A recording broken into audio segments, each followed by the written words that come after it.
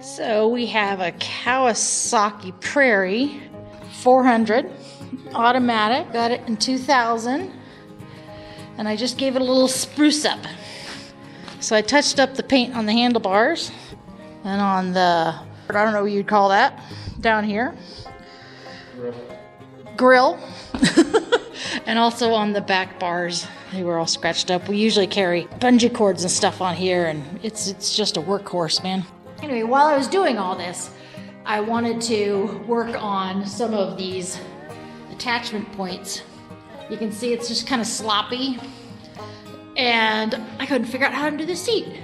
And I look at a couple videos on the YouTube University, baby, and like this one guy has the exact same Kawasaki, and he said he's changing the spark plug. He says, so just remove the seat. You know, that's pretty much intuitive. And I'm like, no, it ain't. I can't figure it out. I'm sticking my hand back here. I don't feel any latches, and I know it's got to be latched back here and just sort of slides in the front. And I'm going, am I just being a dumb woman? Guess what? The answer is yes.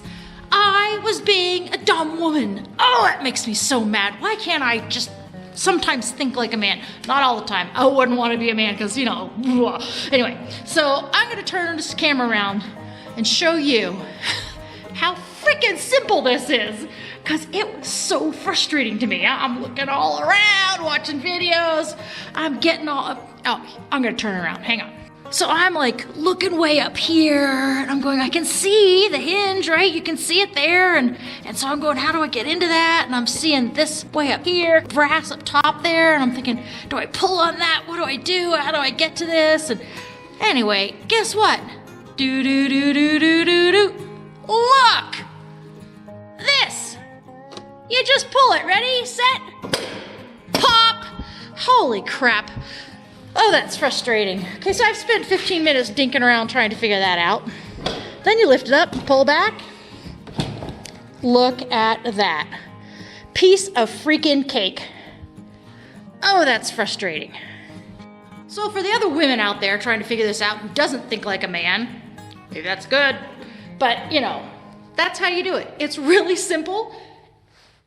Maybe it should have been intuitive. But this woman couldn't figure it out until I like got in there and picked her arm. 15 minutes.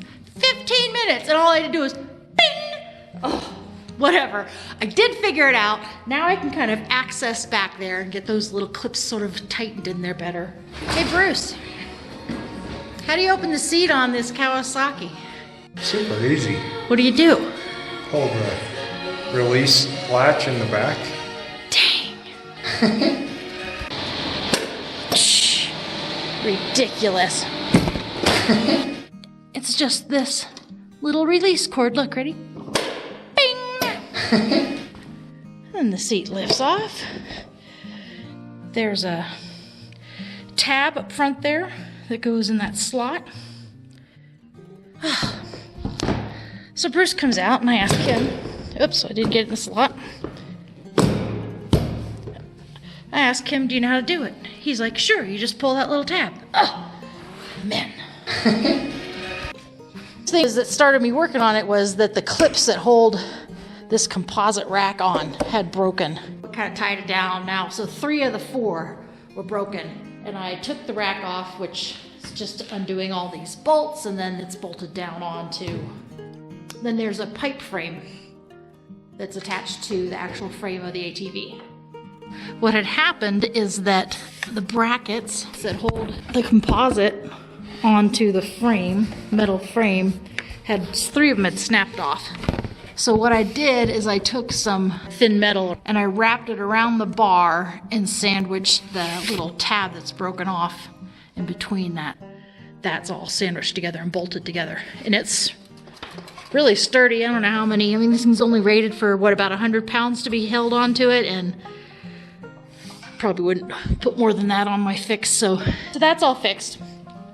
Okay, the other thing is that our mud flaps had ripped, so I put a couple little brackets on the back side